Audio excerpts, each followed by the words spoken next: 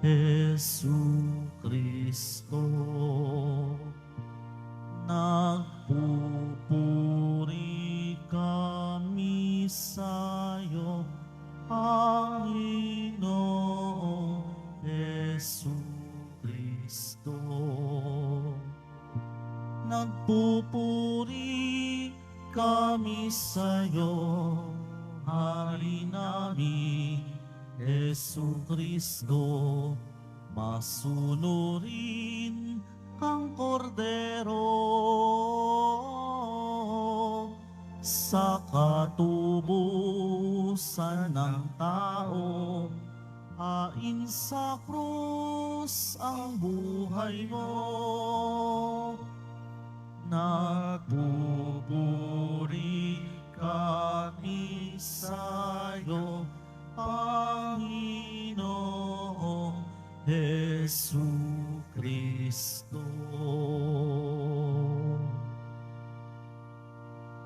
Sumainyo ang Panginoon. At sumaiyo rin. Ang mabuting balita ng Panginoon ayon kay San Mateo. Papuri sa iyo, Panginoon.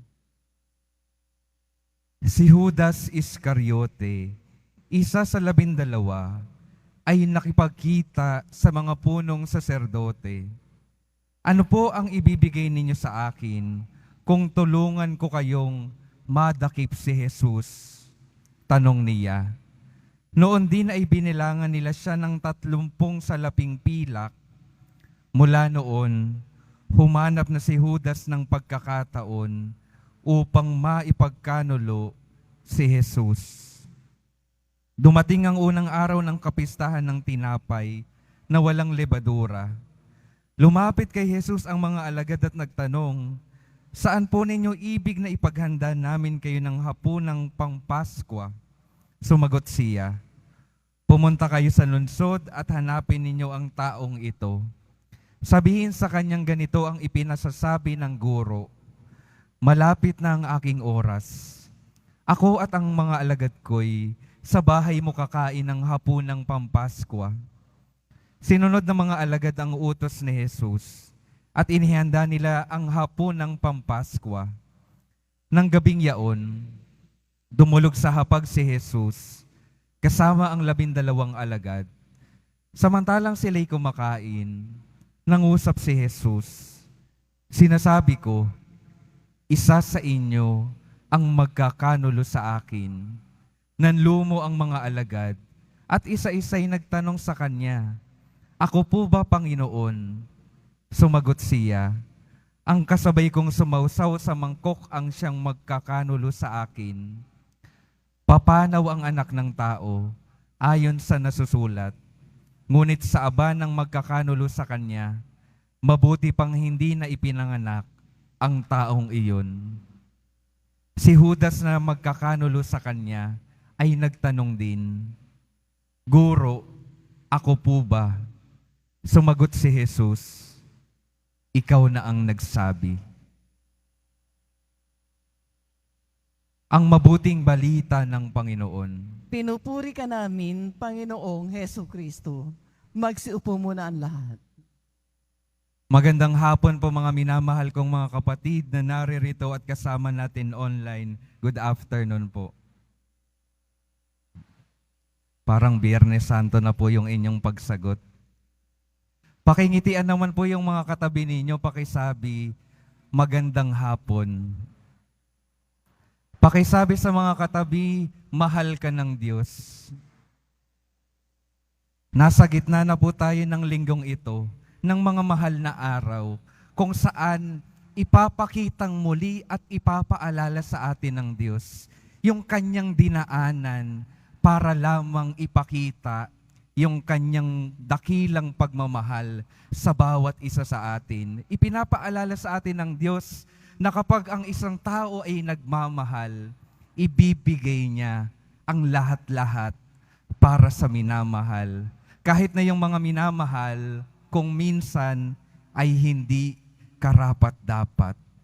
Tayo po, kung titingnan po natin yung ating mga buhay, meron po tayong mga kakulangan. Tayo, aminin po natin, ay hindi karapat-dapat din sa pagmamahal ng Diyos. Pero ang Diyos sa kabila ng lahat ng iyon, minamahal tayo at ipapaalala niya sa atin yung kanyang dinanas dahil lamang mahal niya tayo. Mahal po tayo ng Panginoon. May tanong po ako, ano pong mararamdaman ninyo kapag yung isang taong minamahal ninyo, pinakitaan nyo ng kabutihan, ibinahagi nyo ang maraming bagay sa kanila, isang araw ay lokohin kayo? Sino na po bang naloko sa inyo? Yan. May mga nagtaas ng kamay. Naloko ng minamahal, iniwan ng minamahal, pinagtaksilan ng minamahal. Alam ko po na yung nararamdaman ninyo, matapos yung ipakita yung pagmamahal ninyong buong buo sa isang tao, at sa dulo lamang ay pagtaksilan kayo, alam kong sobrang sakit yung inyong mararanasan. Sobrang sakit. Hindi karapat-dapat. Bakit mo ginawa iyon? Ibinigay ko na sa iyo ang lahat. At maaaring ganito po yung nararanasan at nararamdaman ni Jesus nung panahon na nangyayari yung kwento ng ebanghelyo natin sa araw na ito. Alam niya na yung gagawin ni Judas sa kanya.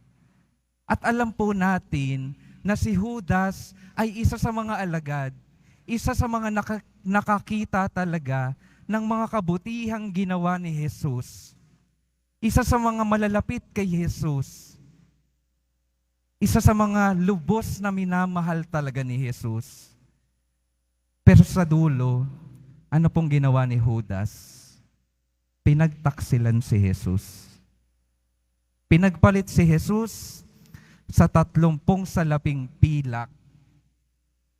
Ayun po yung presyo ng buhay ni Jesus para kay Judas.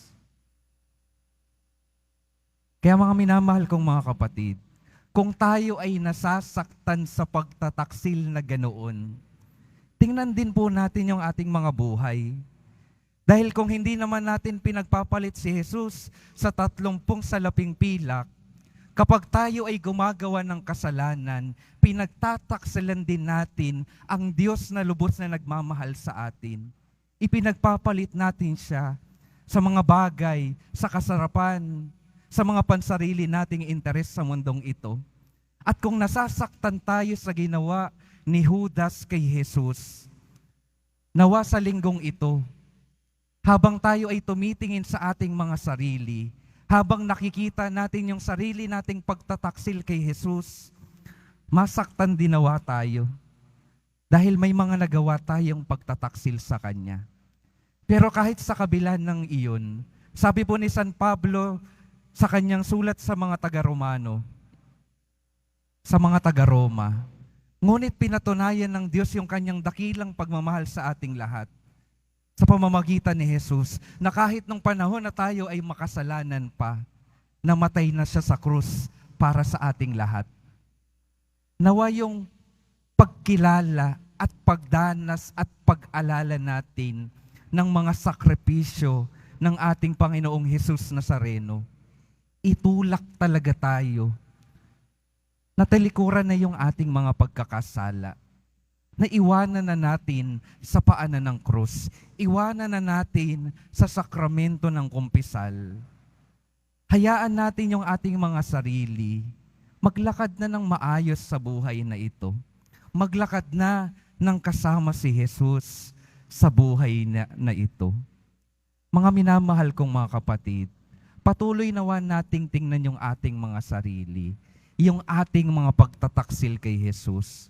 At nawa, piliin natin naman yung ating Panginoong Jesus. Sa salapi po, ipinagpalit si Jesus. At sa ngayon po, maraming mga bagay sa mundong ito ang nagiging kakompetensya pa rin ni Jesus sa ating pagmamahal sa Kanya. Meron pong isang kwento, nakausap ko po, dati siyang naglilingkod sa simbahan. At itong dating naglilingkod sa simbahan, 10 taon daw siyang naglilingkod para sa Diyos. Mas nakilala niya daw yung ating Panginoon. Napakaganda po dahil mas nakilala niya. Pero nung panahon na iyon, sabi niya, Father, tumigil na po muna ako sa paglilingkod. Sabi ko, bakit naman? 10 taon na. Ano na bang ginagawa mo ngayon? Nagtatrabaho na po kasi ulit ako ngayon. At sa akin pong trabaho, alam niya, sa kanyang trabaho daw, merong mga kalakaran na hindi tama. Nahihiya naman siya na magtatrabaho siyang ganun at humaharap pa rin sa Panginoon. Alam niya yung mali at alam niya kung kanino niya pinagpapalit si Jesus. Pero pinili niya pa rin yung kanyang trabaho kahit na may kamalian. Iniwan pa rin niya si Jesus. Ano pong pinapaalala sa atin ito? Hindi porket matagal na tayong nandito, hindi porket matagal na tayong humaharap sa Diyos, hindi ibig sabihin nun, pipiliin na natin siya agad. Hindi ibig sabihin nun, mas talagang mapapalapit yung ating puso sa Kanya. Hindi ibig sabihin nun, malaya na nating pipiliin yung kabutihan ng Kanyang pagmamahal sa ating mga buhay. Kaya mga minamahal kong mga kapatid, ito po yung palagi kong pinapaalala din sa iba. Pati na sa ating mga kabataan dito sa parokyang ito, mamaya po magtatanghal sila ng buhay ni Jesus sa senakulo. Ipapakita nila yung buhay ni Jesus. At habang sila ay naghahanda, talagang nadaanan nila yung kwento ni Jesus. Pero ang pinaalala ko sa kanila, walang magiging saysay yung ating pagtatanghal at pagpapalabas ng buhay ni Jesus, yung ating pananatili dito sa paglilingkod, yung ating pananatili dito sa simbahan, kung hindi natin pipiliin sa araw-araw na papasukin at palaguin yung ating relasyon sa ating Panginoon. Ito po yung patuloy na paanyaya habang tayo ay naririto. Buksan natin ng unti-unti yung ating mga buhay para palalimin yung ating ugnayan kay Jesus. At hayaan natin na yung ugnayan natin kay Jesus, mabigyan tayo ng lakas para maging tapat na sa Kanya. At wag na natin nawa siyang pagtaksilan muli. Mga minamahal kong mga kapatid, yung pagmamahal po ni Jesus, mananatiling tapat at mananatiling ipaparanas sa atin. At hindi niya ipagpapalit iyon kahit na may mga pagkakataon na pinagpapalit natin siya. Nawa sa linggong ito, mas maranasan at mas mabago tayo ng buhay at pagmamahal ng ating mahal na poong Jesus Nazareno. Amen.